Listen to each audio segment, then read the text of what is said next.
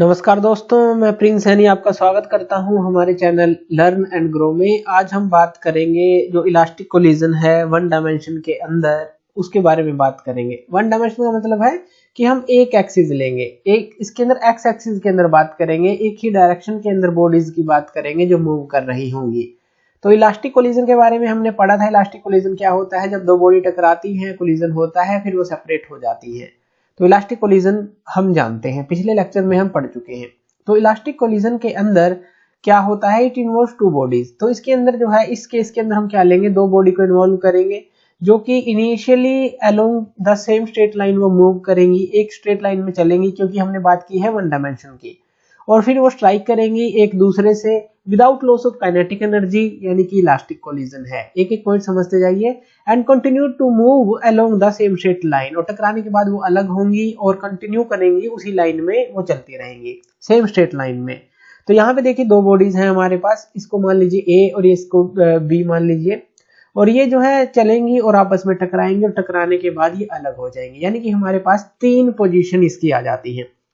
एक आ जाती है हमारे पास, जो पहली पोजीशन है वो आ जाती है बिफोर कोलिजन, और ये जो है ये क्या आ जाती है? ड्यूरिंग कोलिजन, और ये क्या आ जाती है? After collision.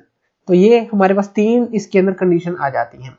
अब ये स्टार्टिंग में जो है ये किससे मूव कर रही थी? u1 से मूव कर रही थी, और ये जो वेलोसिटी किससे मूव कर रही थी? u2 से। ये क्या है? ये a थी और ये b हम मान लेते हैं।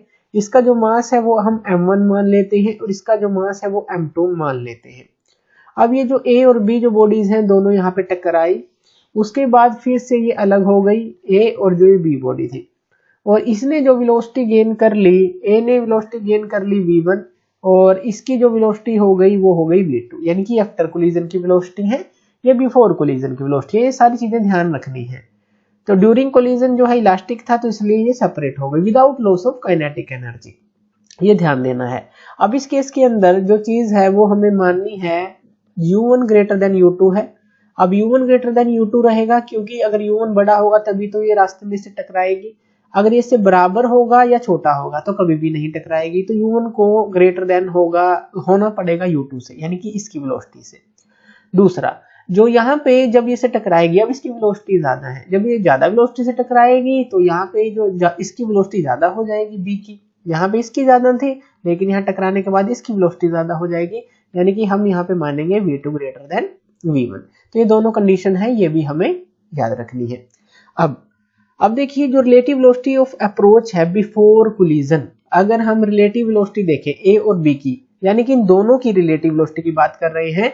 u1 यहाँ बड़ा है और u2 क्या है? छोटा है, तो u1 माइनस u2 हो जाएगी relative velocity of approach before collision. u1 minus u2 हो गई। Let the collision be perfectly elastic. अगर हम मान लेते हैं कि जो कोलिजन है वो परफेक्टली इलास्टिक हो, तो क्या होगा? अगर परफेक्टली इलास्टिक होगा तो रिलेटिव वेलोसिटी ऑफ सेपरेशन जो होगी आफ्टर कोलिजन वो v2 माइनस v1 होगी। क्योंकि देखिए यहाँ पे हमने कहा कि जो u1 ग्रेटर देन u2 है, तो before collision u1 minus u2, और आफ्टर कोलिजन v2 बड़ा है v1 से, तो v2 माइनस v1, और परफेक्टली इलास्टिक है, यानी कि without loss of kinetic energy. तो v2 माइनस v1 यहाँ पे आ गया हमारा relative velocity of separation after collision.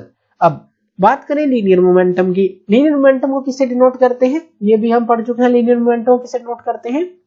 p से, और ये किसके बराबर होता है? मास इनटू वेलोसिटी के। तो लीनियर मोमेंटम क्या आ जाएगा हमारा? टू बॉल्स का बिफोर कोलिजन। अगर हम इसका लगाएं a का, तो ये क्या आ जाएगा? m1 इंटू u1, b का लगाएं m2 इंटू u2, यानी कि मास इंटू वेलोसिटी। तो ये दोनों का एडिशन हो जाएगा। तो टू बॉल बिफोर कोलिजन जो लीनियर मोमेंटम है इतना, और इसी तरह से जो लीनियर मोमेंटम है टू बॉल्स का आफ्टर कोलिजन, यानी कि यहाँ m1 इंटू v1 और m2 इंटू v2, तो m1 v1 plus m2 v2 linear momentum हो जाएगा। पहले हमने रिलेटिव वेलोसिटी निकाली और फिर हमने लीनियर मोमेंटम की बात की। अब देखिए अब क्या होगा? अब जो लीनियर मोमेंटम है वो कंजर्व रहेगा, क्योंकि इलास्टिक कोलिजन है, तो बिफोर कोलिजन और आफ्टर कोलिजन जो है वो कंजर्व रहना चाहिए, यानी कि बराबर रहना चाहिए। तो m1 u1 plus m2 u2 equal to क्या हो जाएगा? m1 v1 plus m2 v2, ये हो जाएगा। अब हमें क्या करना है? जो m1 वाली टर्म है, m1 मास वाली टर्म है, एक तरफ ले लेनी है, m2 मास वाली टर्म जो है वो एक तरफ ले लेनी है। तो m1 u1 ये जो है m1 v1 इस तरफ आ जाएगी, तो m1 v1 ये आ गई, और M2U2 जो है इस तरफ आ जाएगी, यानी कि M2V2 माइनस M2U2 ये आ जाएगी। अब इसके अंदर से देखिए आपको क्या करना है, इसको कॉमन ले लेना है, यानी कि आप यहाँ पे M1 को कॉमन ले ले तो यहाँ पे ये क्या आ जाएगा, ये आ जाएगा U1 माइनस V1 आ जाएगा, और यहाँ से M2 कॉमन आ जाएगा तो यहाँ पे ये जो है M2 कॉमन आ गया, और यहाँ पे क्या आ गया, V2 माइनस U2 आ गया, तो V2 माइनस U2। तो इस तरह से ये जो इक्वेशन है ये बन जाएगी। तो ये आपके क्लियर है। अब ये हमने बात की लीनियर मोमेंटम की, अब बात करते हैं टोटल काइनेटिक एनर्जी की जो दो बाल की है बिफोर कोलिजन। ये ध्यान दीजिएगा, kinetic energy of two balls before collision और total kinetic energy of two ball after collision. तो दोनों की बात कर लेते हैं। अब देखिए kinetic energy of two ball before collision कितनी होगी। अब काइनेटिक एनर्जी का फॉर्मूला क्या है, half mv square. Before collision के अंदर क्या आएगा, यहाँ m1u1 स्क्वायर आ जाएगा प्लस हाफ m2u2 स्क्वायर आ जाएगा। ये a के लिए है, ये b के लिए है। और इसी तरह से आफ्टर कोलिजन में क्या आ जाएगा, हमारा जो मास है वो तो सेम ही रहेगा, लेकिन जो वेलोसिटी है ये v1 हो जाएगी, और b के केस में भी जो वेलोसिटी है वो v2 हो जाएगी।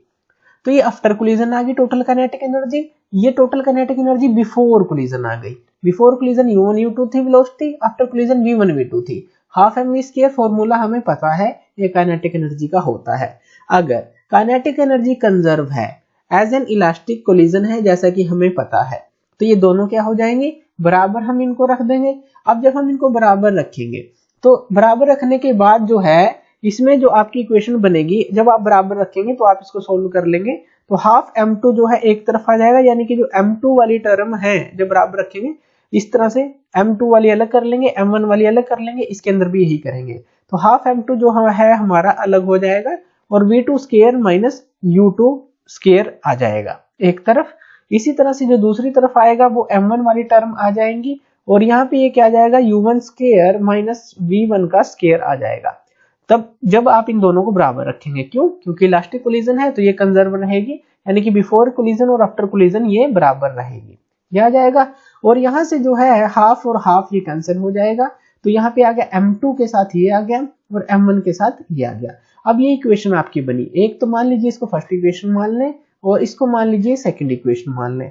अब जो ये इक्वेशन है इसको हम इससे डिवाइड कर देंगे फर्स्ट से, यानी कि यहाँ पे क्या है, हम 2 को डिवाइड करेंगे 1 के साथ, फर्स्ट इक्वेशन के साथ डिवाइड कर देंगे। और जब आप फर्स्ट के साथ इसको डिवाइड करेंगे तो यहाँ पे ये क्या आ जाएगा, ये m2v2 माइनस u2 आ जाएगा, तो m2v2 माइनस u2 आ जाएगा, और इसके डिवाइड में क्या आ जाएगा, m1u1 माइनस v1, तो यहाँ पे क्या आ गया, m1u1 माइनस v1 आ जाएगा। इस तरह से आप इसको सोल्व कर लेंगे। उसके बाद जो है देखिए m2 से m2 कैंसिल आउट हो जाएगा, m1 से m1 कैंसिल आउट हो जाएगा।